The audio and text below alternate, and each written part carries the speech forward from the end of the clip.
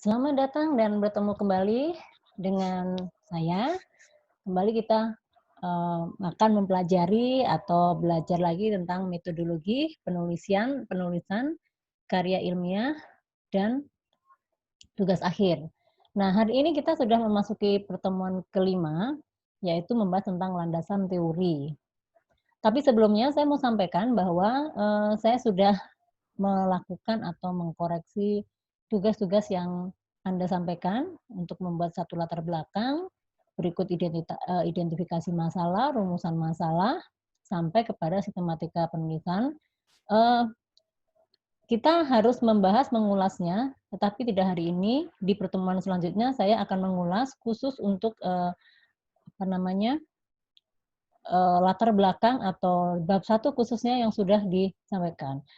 Sekilas setelah saya baca beberapa, itu memang ternyata masih banyak yang belum paham tentang bagaimana menulis sebuah latar belakang, bagaimana menuliskan sebuah rumusan masalah atau menemukan sebuah, fenomena atau masalah yang ada di lapangan yang dikaitkan dengan topik yang kita angkat.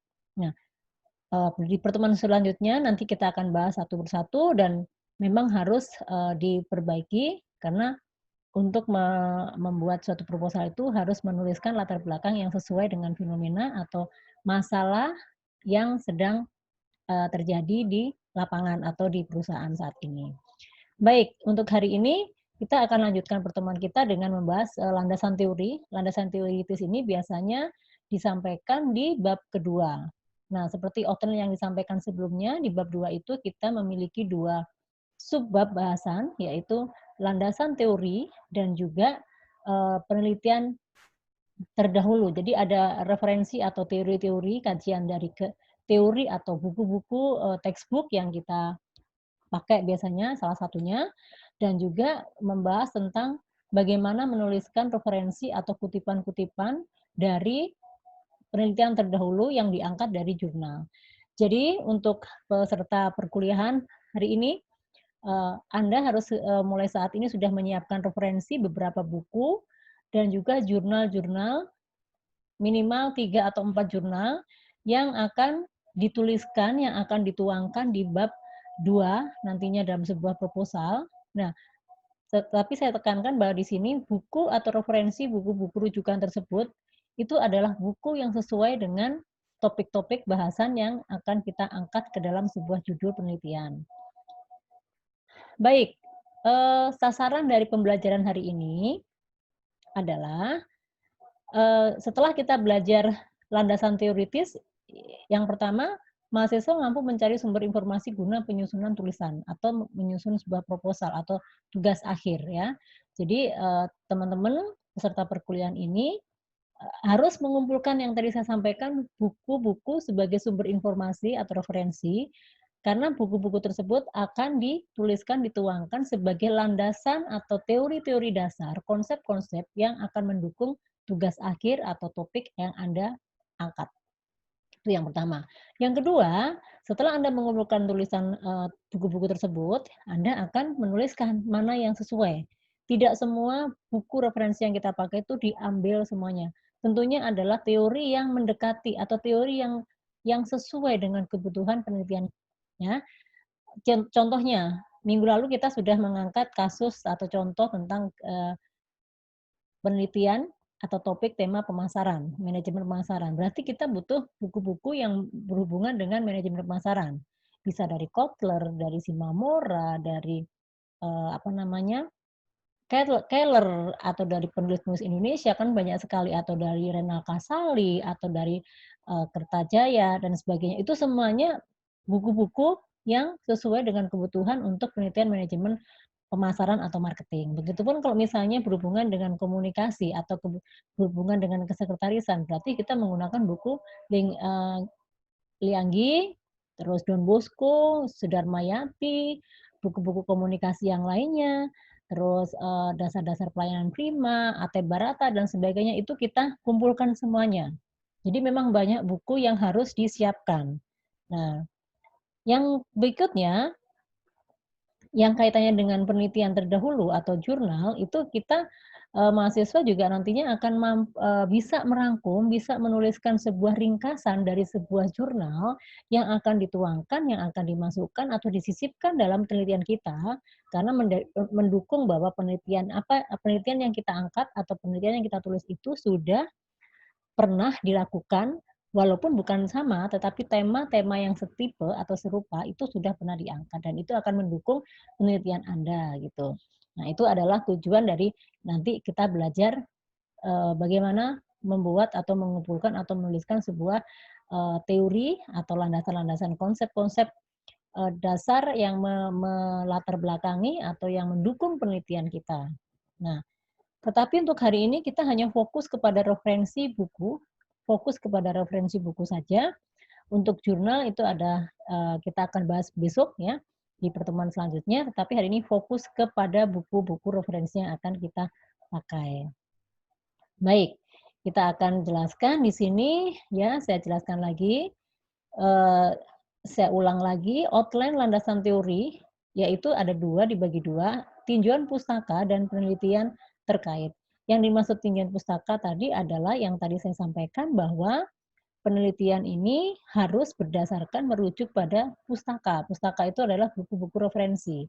Nah, syaratnya atau ketentuan yang harus Anda ikuti adalah pertama rujukan bukunya itu harus audit ya. Kalaupun paling lama itu terbitan 10 tahun terakhir. Terus juga harus bisa melakukan citasi Mendeley. Mendeley itu artinya seperti menggunakan aplikasi yang sistematis untuk menghindari plagiarisme atau plagiat. Nah, berikutnya yang jelas yang tadi saya sampaikan, referensi buku yang digunakan adalah sesuai dengan topiknya. Jadi kalau misalnya yang tadi kita ambil topik pemasaran, berarti bukunya semuanya seputar tentang pemasaran. Kalau kita mengambil topik tentang logistik, berarti semuanya buku-buku referensi yang mendukung tema atau topik logistik. Sebetulnya kalau misalnya Anda pernah mengikuti perkuliahan dan dosennya memberikan literatur atau referensi buku A, buku B, buku C, nah itu sebetulnya salah satu buku-buku yang bisa Anda gunakan. Tetapi kalau misalnya Anda tidak pernah menggunakan, tidak pernah, ini berarti Anda harus berjuang, harus mulai mengumpulkan dari sekarang, karena nanti kalau Anda sudah masuk ke penyusunan tugas akhir, buku-buku yang disediakan di kampus itu terbatas dan mungkin harus berebut dan bergantian. Nah, maka dari sekarang sudah mulai mengumpulkan, mengidentifikasi buku-buku apa saja yang Anda punya, kompetensi apa saja yang Anda kuasai, jadi nantinya Anda juga akan, eee, paham atau benar-benar menyiapkan buku sesuai dengan kebutuhan Anda, ya. Kuncinya kalau kita mau menulis tugas akhir, ya satu sesuai dengan kompetensi. Terus yang kedua, kalau kita sesuai dengan kompetensi, kita akan dimudahkan dalam hal pengumpulan bukunya, referensinya, dimudahkan dalam pengambilan data, karena kita juga sudah paham sekali. Nah, berikutnya untuk bab 2 khusus bab 2 ya, untuk landasan teori, itu tidak diperbolehkan merujuk pada informasi dari Wikipedia. Teori-teori yang dari Wikipedia tidak diperbolehkan. Dari blog, koran, majalah, atau media massa tidak diperbolehkan. Tetapi kalau untuk di bab 1, dari majalah atau media massa, kasus yang terupdate, kasus yang hangat atau fenomena atau memang isu yang sedang sedang terjadi di lapangan justru diperbolehkan karena itu based on data. Tapi untuk teori atau tinjauan pustaka benar-benar murni dari textbook, dari buku referensi yang sesuai rujukan. Diharapkan juga dari buku-buku yang bukan karangan atau buku populer. Populer itu adalah yang cuman hanya sekedar bacaan untuk umum, tetapi buku-buku textbook yang biasanya sudah digunakan banyak kampus ataupun kampus di seluruh dunia ya, seperti contohnya kalau Kotler, Robin, terus Stephen Covey dan sebagainya itu kan buku-buku sudah mendunia, itu biasanya rujukan yang dianjurkan. Tetapi kalau karangan bebas yang memang cuman, trik dan tip, itu bukan menjadi rujukan buku ya, itu hanya karangan, tulisan populer atau populer itu tidak dianjurkan. Tapi benar-benar buku yang dipakai, yang digunakan untuk, konsep-konsep atau teori yang rujukan secara general yang memang digunakan banyak kampus, di banyak perusahaan dan sebagainya. Itu syaratnya. Jadi mohon dicatat bahwa untuk tujuan pustaka, bukunya itu tidak bisa sembarang buku, Anda harus nanti bisa konsultasikan dengan dosen pembimbing, ya mereka akan mengarahkan buku-buku mana yang akan dipakai. Nah itu. Nah untuk jurnal sendiri, jurnal juga sama, jurnal itu adalah, bisa diambil dari jurnal yang pernah dilakukan sebelumnya, maksimal 10 tahun terakhir penelitian. Dan jurnal terdahulu itu sekali lagi harus sesuai dengan tema dan topiknya. Jangan, eee, asal mengambil jurnal, tapi ingat ya, karena ini sangat menentukan topik Anda itu relevan enggak dengan penelitian yang sebelumnya. Atau, bahwa penelitian ini supaya ada apa, jalurnya, bahwa, koridornya, jalurnya itu sudah sesuai dengan penelitian yang pernah dilakukan oleh penulis-penulis yang sebelumnya. Dari mana kita dapat jurnal? Banyak sekali, Anda bisa publish di jurnal online. Di Bina Insani ini semua dosennya menulis jurnal, bisa cari dari dosen-dosen, apa namanya, literatur atau jurnal yang telah dipublish oleh dosen Bina Insani, itu silakan ya, tapi ingat selalu sesuaikan dengan topik dan tema, ya. Oke. Nah, sekali lagi hari ini kita hanya fokus kepada tinjauan pustaka atau yang khusus dari buku dulu ya, karena ini juga agak memakan waktu atau menyita waktu yang cukup fokus ya, agak lama. Jadi Anda harus, paham dulu tentang bagaimana menuliskan sebuah tinjauan pustaka. Yang jelas yang dimasukkan di dalam tinjauan pustaka itu, satu itu semuanya dari konsep, apa isinya adalah definisi atau pengertian atau istilah penting ya, berasal dari 2 minimum pustaka rujukan. Jadi kalau misalnya kita menuangkan teori definisi, misalnya pengertian strategi pemasaran menurut Kotler, pengertian, apa namanya, strategi pemasaran menurut Armstrong dan sebagainya, itu minimal 2 pustaka, minimal. Minimal, juga boleh memasukkan undang-undang ya, kalau kita memang berkaitan dengan misalnya penilaian kinerja, berarti kan itu kita merujuk kepada undang-undang, apa namanya, undang-undang kepegawaian, ketenagakerjaan, berarti kita boleh menyantumkan undang-undang. Nah, itu boleh jadi kalau pengertian-pengertian, ya jadi dalam buku itu kan kita pernah membaca istilah-istilah itu boleh 2 atau 3, itu minimum 2, 3 pustaka. Misalnya gini, pengertian strategi menurut, Andi, ya kan. Pengertian strategi pemasaran menurut Kotler, pengertian strategi pemasaran menurut, Shimamura misalnya. Nah itu nanti, itu kan 3 pengertian baru nanti akan muncul sebuah kesimpulan, ya. Jadi penulis tugas akhir menyimpulkan sebuah definisi tersebut, ya ini. Penulis tugas akhir akan menyimpulkan dari 3 teori dari rujukan pustaka itu, menjadi sebuah kalimat, sendiri. Jadi kalau kita sudah menjelaskan ada 3 teori pemasaran, strategi pemasaran dari A, B, C. Nah, yang keempat ini adalah bahasa kita, menggunakan bahasa penulis, penulis itu adalah kita, itu, benang merahnya atau kesimpulannya seperti apa. Nah, itu wajib dituliskan di situ. Nah, jadi sekali lagi, di sinilah mulai, kemampuan Anda, ide-ide Anda, semua apa yang Anda, kuasai bisa dituangkan di dalam tugas akhir ini. Nah, kalau kita membuat sebuah kutipan dari buku, nah sekali lagi kan buku itu kan ada tadi ada 10 buku misalnya. Kita membuat kutipan-kutipan misalnya, langkah-langkah atau, pembagian segmentasi. Segmentasi itu kan dibagi beberapa segmen, ada 5, segmen demografi, segmen psikografi, segmen, lifestyle dan sebagainya ya. Itu kan berarti bukan definisi ya. Nah, kalau kita mengutip sebuah, referensi dari buku itu silahkan saja, yang penting mendukung tugas akhir, yang penting mendukung dengan tugas atau topik yang Anda tulis, tidak boleh menyimpang, ya. Jadi kalau misalnya kita sekali lagi, kalau kita berkutat kepada manajemen pemasaran, ya semuanya pemasaran, misalnya kita membahas segmentasinya, kita membahas bauran promosinya, kita kalau misalnya topiknya distribusi berarti kita membahas distribusinya, kita juga membahas tentang, misalnya siklus produk dan sebagainya, itu dituangkan. Tapi ingat ya, sekali lagi ingat bahwa harus sesuai dengan kebutuhan tugas akhir. Kalau kita lihat buku-buku itu kan tebal, tidak semuanya langsung masuk semuanya. Kita harus pandai memilah-milah. Nah, berikutnya sekali lagi disampaikan bahwa teori itu harus relevan dengan judul dan rumusan masalah. dan juga batasan masalah yang kemarin kita sudah bahas, disesuaikan dengan variabel. Apa itu variabel? Variabel itu merupakan topik inti yang kita bahas.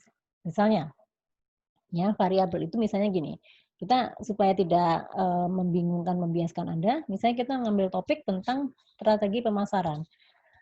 Pemasaran itu kan banyak sekali. Bisa strategi pemasarannya, bisa analisa SWOT-nya, bisa distribusinya, bisa bauran promosinya, bisa bauran marketingnya, penetapan harga dan sebagainya. Itu adalah variabel. Mana fokus kita? Mana dari yang tadi saya sebutkan itu fokus kita. Misalnya kita ambil distribusi, berarti fokus kita adalah membahas tentang distribusi, sistem distribusi suatu produk di perusahaan dan sebagainya. Itu adalah fokus atau variabel. Ya, variabelnya boleh 1, 2, 3, boleh, minimal 1 atau 2 ya, silahkan. Nah, buku pustakanya itu, ya, jadi itu kita harus sesuaikan dengan itu. Jadi jangan sampai kita topiknya distribusi, yang dibahas bauran promosi, tidak nyambung, tidak sesuai dengan topik, ya. Dari sini paham ya? Semoga semoga paham ya, nanti, kita akan bahas secara live, ketemu, kita akan coba diskusi. Nah, kalau buku sekali lagi minimal 5 buku dan terbitan tidak lebih dari 5 tahun. Ya, untuk teori-teorinya ya. Nah, seperti itu. Nah, selanjutnya saya akan menjelaskan tentang aturan membuat kutipan. Nah, di dalam bab 2 ini kita akan memaparkan sebuah kutipan-kutipan. Nah, kutipan itu ada 2, ada kutipan langsung dan kutipan tidak langsung. Apa yang dimaksud dengan kutipan langsung, cara membuatnya seperti apa? Nah ini, yang pertama, itu kalimat yang dikutip berupa definisi atau pengertian. Itu adalah kutipan langsung, tidak boleh dikurangi. Kalimatnya itu tidak boleh dibuat oleh bahasa kita, harus kopas. Kalau pengertian, ya saya garis bawahi, kalau pengertian atau definisi itu berarti kalimatnya harus dikopas. Ya. Nah, kutipan harus sama dengan aslinya. Ini namanya saya bilang kopas, copy paste ya. Jadi kutipan harus sama dengan aslinya, baik suasana kata, susunan kata, ejakan ataupun tanda baca, tidak boleh diganti-ganti. Nah, itu namanya kutipan langsung yang berupa definisi. Definisi itu yang pemasaran adalah, nah manajemen adalah, nah itu adalah definisi. Nah itu tidak boleh diubah, harus dipindahkan aja, copy paste ya. Nama pengarang ditulis sebelum kalimat yang dikutip. Jadi nama pengarang ditulis sebelum kalimat yang dikutip. Misalnya Suryono, tahunnya misalnya Suryono, tahunnya ditulis dalam bahasa Indonesia misalnya tahun 2019 menyatakan distribusi merupakan saluran, nah itu dituliskan. Nah sebagainya, nah itu adalah cara menulis kutipan langsung ya, atau kutipan definisi. Kalau definisi seperti itu. Nah, kalau kutipannya panjang, kutipan itu kan ada cuma 1 baris, 2 baris. Nah, tetapi kalau kalimat kutipannya itu lebih atau kurang dari 5 baris, ya, kalau kurang dari 5 baris, kutipannya itu harus dibuat 2 spasi, kurang dari 5 baris. Ya, jadi kalau misalnya cuma 3 baris, kutipannya itu dibuat 2 spasi dan mengikuti paragraf.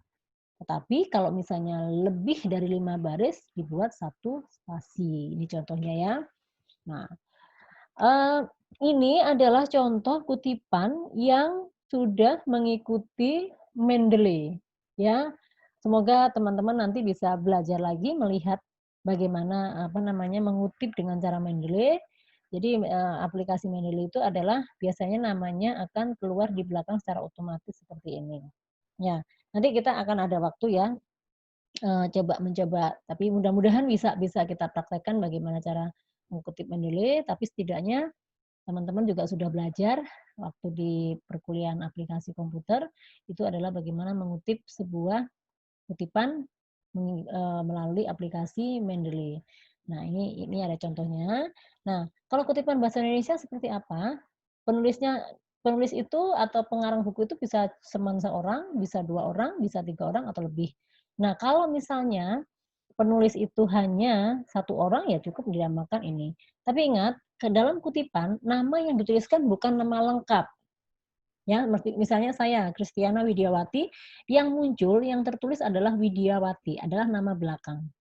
Oke, kalau untuk jurusan sekretaris sudah paham ya tentang, penulisan nama di, kearsipan ya. Jadi, nama kutipan atau nama referensi penulis buku itu adalah yang muncul itu akan nama belakang dan itu berdasarkan kita menggunakan sistem apa? Alfa ya, kan kita ada beberapa referensi ya, apa atau apa namanya, APPA yang itu adalah rujukan yang memang mengarah untuk bagaimana kita mengutip, bagaimana, kita mengikuti aturan yang mana. Nah, memang itu ada aturannya di Bina Insani itu kita menggunakan ICCI ya, nanti ada buku panduannya, nanti kita belajar lagi.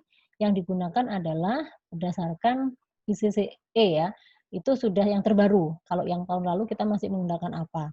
Nah, itu ada penulisannya, nama belakang kah, apa nama depan kah, dan sebagainya, itu ada ketentuannya. Nah, baik, ini adalah contoh kutipan. Yang berikutnya, ini adalah kutipan yang bahasa Indonesia. Yang ini bahasa Inggris, yang ini bahasa Indonesia. Jangan lupa kalau kutipan langsung itu selalu ditambahkan tanda kutip. Nah, seperti definisi itu harus ada tanda ketik atau tanda kutipnya ya. Nah ini contoh kutipan bahasa Indonesia, sebagaimana seorang manajer operasi harus siap untuk mengembangkan produk baru. Ini adalah kutipan yang diambil dari buku siapa? Ya, Surrender. Nah ini biasanya beberapa namanya operation ya. Ini adalah kutipan dan ini diambil dari Heiser Ender. Heiser Ender itu adalah dua nama penulis, ya kan? Dan itu adalah nama belakangnya, bukan nama depannya. Nah, seperti itu. Nah, baik. Nah, ini yang berikutnya, yang ketiga, kutipan panjang 5 baris atau lebih diketik satu spasi dengan paragraf lurus. Paragraf lurus itu tidak ada masuk menjorok ya, tidak menjorok tapi lurus semuanya. Contohnya seperti ini. Budaya organisasi dapat diimplementasikan pada suatu perusahaan dengan memperhatikan dimensi-dimensi budaya organisasi. Berarti ini adalah mata bukunya adalah apa namanya? Budaya organisasi, perilaku organisasi yang sering kita pakai ya. Nah, bukunya siapa? Robin and Kotler. Berarti ini adalah tulisannya Stephen Robin dan Kotler. Berarti namanya ada dua nama. Nah, itu contohnya kutipan yang lebih dari 5 baris akan dituliskan seperti menjadi satu spasi.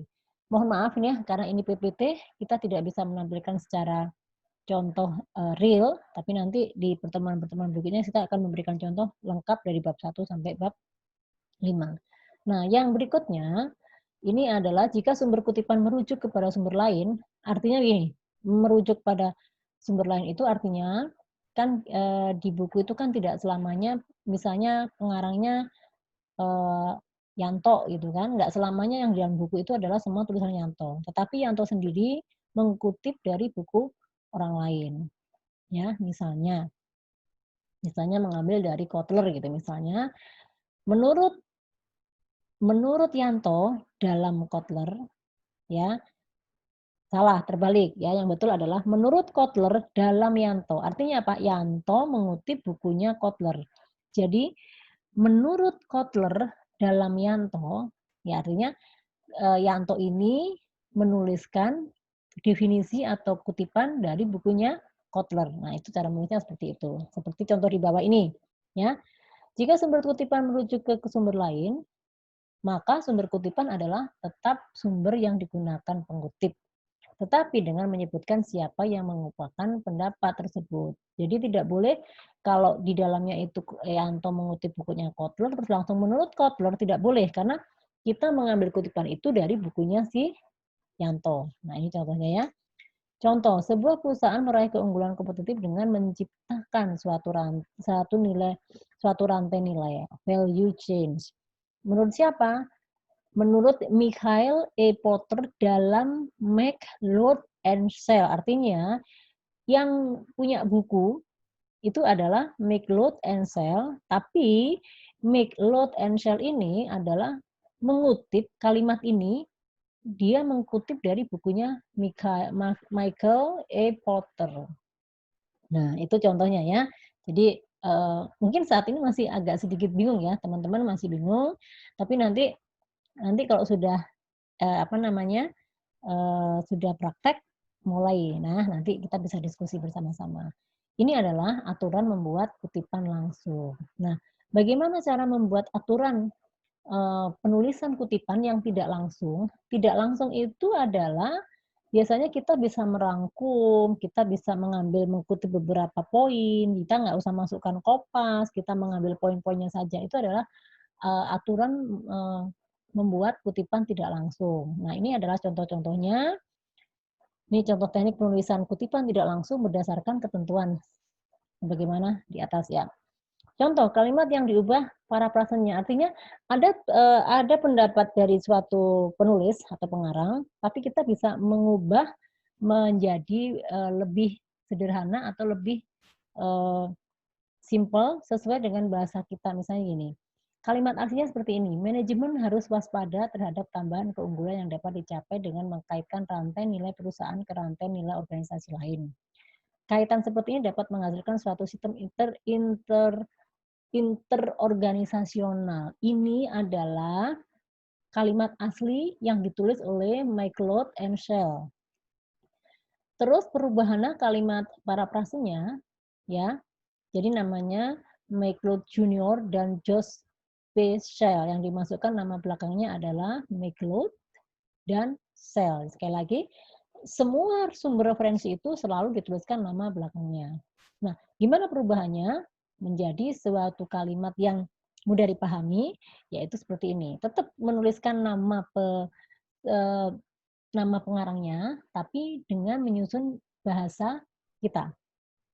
Suatu sistem interorganisasional dapat dihasilkan dengan menambah keunggulan dengan cara mengkaitkan rantai nilai perusahaan ke rantai nilai organisasi lain. Dalam hal ini manajemen patut mewaspadainya. Sama kan pada dasarnya, tapi ini adalah kopasnya, yang di atas ini adalah kopasnya, yang kalimat parafrase ini adalah kalimat dari kita sebagai penulis, atau istilahnya kita menyimpulkan dengan bahasa kita. Nah, ini adalah contoh kalimat yang dihilangkan. Beberapa uraiannya boleh, boleh ya. Tapi sekali lagi kita tidak boleh menghilangkan nama penulisnya. Ya, walaupun dengan bahasa kita, tapi tidak boleh menghilangkan nama penulisnya dan masih seputar angka itu. Kalimat itu maksudnya gitu. CEO atau CTO dapat memposisikan layanan informasi sebagai salah satu sumber vital dalam struktur organisasi perusahaan dengan melaksanakan saran-saran berikut ini menurut McLeod dan Shell. Ini contoh ya, ini contoh saja. Ya. Nah, gimana supaya orang bisa paham dengan kalimat ini yang mungkin agak sedikit kok bias ya, kok membingungkan ya. Nah, kita bisa menuliskannya seperti ini. Meluangkan waktu dalam bisnis dan pelatihan bisnis. Pelajari pula bisnisnya, bukan hanya teknologinya, secara aktif mencari kemitraan dengan unit bisnis dan manajemen lini. Jangan mengganggu, jangan diundang, fokus pada perbaikan ini. Ini kalimat yang dihilangkan tanpa mengubah makna, ya kan? Tanpa mengubah makna. Nah, tapi ini ada yang kehapus ya, ada yang kehilang. Nama pengarangnya tetap harus dimasukkan, ya. Nah, itu adalah contoh-contoh bagaimana membuat aturan mengutip tidak langsung. Jadi nanti dalam bab 2 ini untuk teori-teorinya, untuk konsep-konsep teorinya, teman-teman bisa melakukannya 2, dari kutipan langsung dan kutipan tidak langsung. Tidak langsung itu artinya kita membuat suatu kalimat kesimpulan tapi tetap harus menyantumkan nama penulisnya. Kalau tidak mencantumkan nama penulisnya atau nama pengarang bukunya, tulisan Anda dianggap plagiat. Nah, itu langsung biasanya digugurkan kalau dalam sidang. Nah, itu akan kedetek dengan alat sistem. Nah, itu akan berpengaruh kepada ya karena dianggap Anda mencuri atau memplagiat karya orang. Nah, itu tidak diperbolehkan, ada undang-undangnya. Baik. Nah, sekarang simpel ya, kesannya simpel tapi sekarang sudahlah saatnya kita berlatih. Berlatih apa? Oke, tadi di awal saya sudah bilang, sudah sampaikan bahwa Anda sudah harus menyiapkan buku.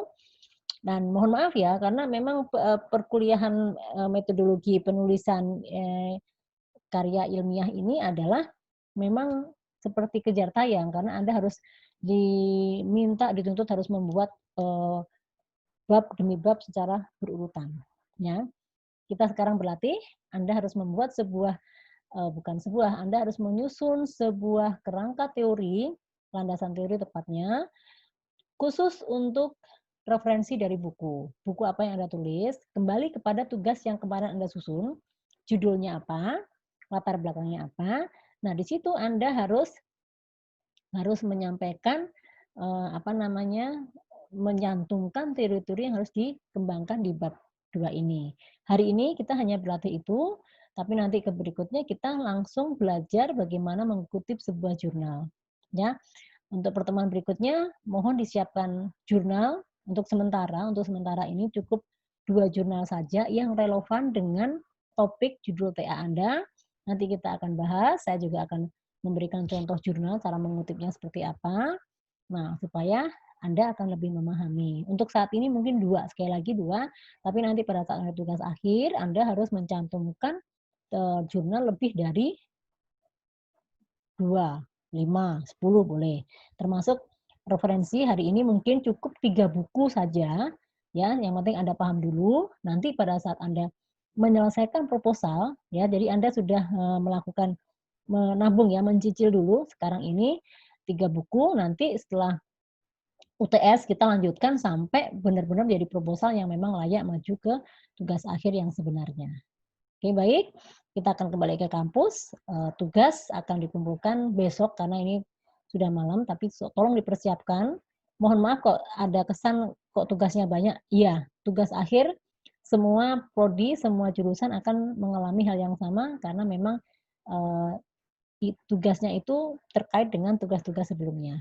Nah, ini yang saya sampaikan kepada teman-teman bahwa mohon mohon lebih lebih serius dalam mengikuti mata kuliah ini karena ini sekali lagi menyangkut sukses tidaknya Anda lolos ke tugas akhir yang sebenarnya. Nah, yang kedua, kalau ada masalah, tolong disampaikan sementara ini disampaikan ke WA Group karena memang dalam kondisi saat ini kita tidak bisa bertatap muka. Tapi kalau misalnya ada 1, 2 yang mau ke kampus, monggo silahkan, saya masih ada di kampus kalau misalnya bertanya dan sebagainya, silakan bertanya di WA Group, mudah-mudahan saya bisa menjawab, mungkin walaupun jawaban itu tidak bisa memuaskan karena kita persepsi komunikasi secara online itu memang tidak sama dengan komunikasi kalau kita langsung offline atau tatap muka. Tapi setidaknya Anda sudah terbayang apa yang harus Anda persiapkan untuk bisa menyusun sebuah proposal yang layak untuk dilanjutkan ke tugas akhir. Baik, pertemuan hari ini saya cukupkan. Kita kembali ketemu di pertemuan selanjutnya. Seperti yang saya janjikan, kita akan mengupas tentang latar belakang dan berlanjut ke penulisan sebuah kutipan dari jurnal.